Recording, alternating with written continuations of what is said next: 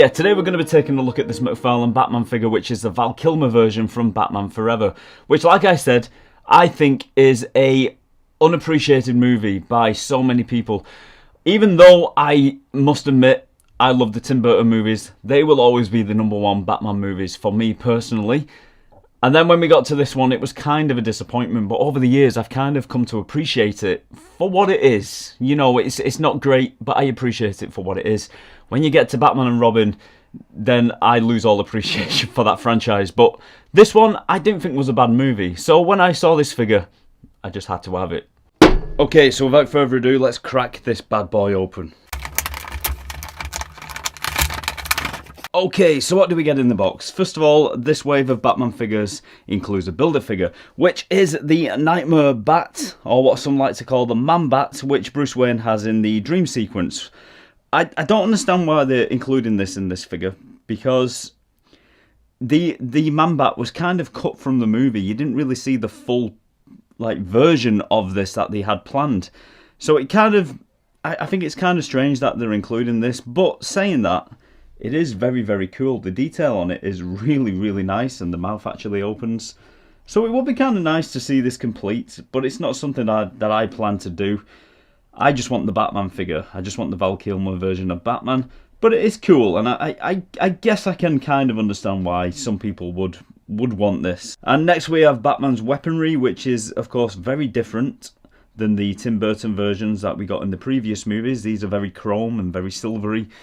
We have the Batarang as well here, which I kind of like these. It kind of reminds me of the weaponry from Men in Black. I was kind of digging these when it first came out. And of course the smaller Batarang there as well. And we actually get an extra pair of hands so we can actually hold those chrome Batarangs. Of course we get the Mcfarlane trading card, which features Val Kilmer's Batman. That's kind of nice. And we also get this extra large flight stand, which at first I thought was for Batman. But I can't find any kind of way to fit this figure onto this stand. So I've come to the conclusion that it's actually for the Man-Bat builder figure. And then we have Val Kilmer's version of Batman. And I've got to say, this is a very, very nice figure. I think it's very, very nicely sculpted. It does look like Val Kilmer in the cowl. It really does. But I do have some small issues with it, which I'm going to get into right now. Okay, so first of all, the likeness to Val Kilmer is most definitely there in the cowl. It's almost perfect, actually.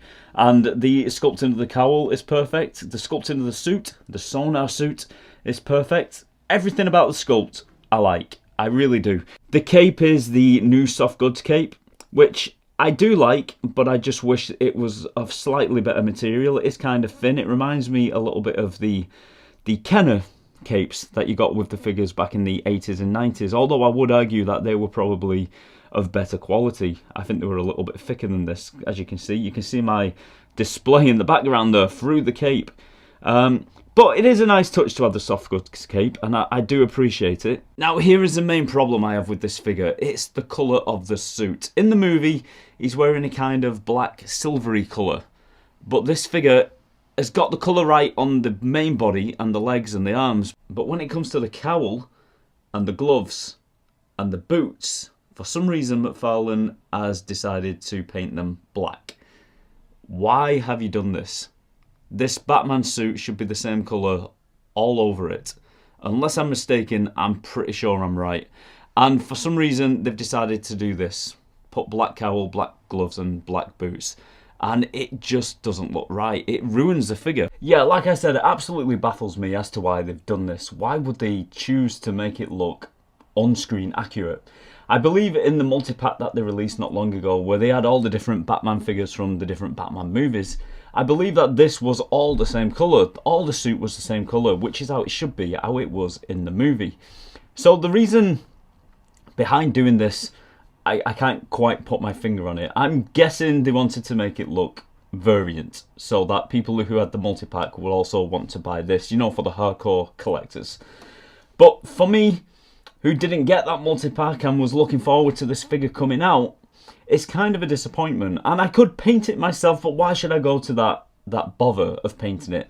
And let's be honest, I probably wouldn't do a good job at it either, because I'm not that great with a paintbrush. I'm okay at doing little touches up here and there, but to paint the whole figure, even if it is one colour, I just know that I would mess it up and I'd make it look worse.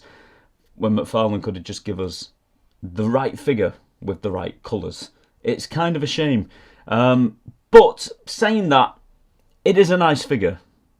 And it's really nice sculpted, and it does look like Val Kilmer. It really does. And I've waited for the day that they actually do release an affordable Val Kilmer Batman figure that I can have in my collection, along with my Keaton, my Affleck, my Patterson, and my George Clooney.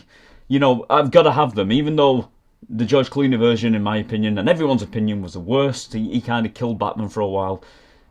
I'm still a fan of that movie, if that makes sense. I'm a fan of watching it because it's a bad movie. It's kind of legendary now, and it's a movie that I had to own, so I also had to own the figure. So on the whole, am I disappointed with this figure? Not really. I'm about 20% disappointed, 80% happy, because Mcfarlane always do deliver a very nice figure, in my opinion. 9 times out of 10, you get a nice figure from Mcfarlane, and you can tell it's quality, and the attention to detail is it's just the attention to detail when it comes to the paint job. It's such a damn shame that they've actually opted to do this.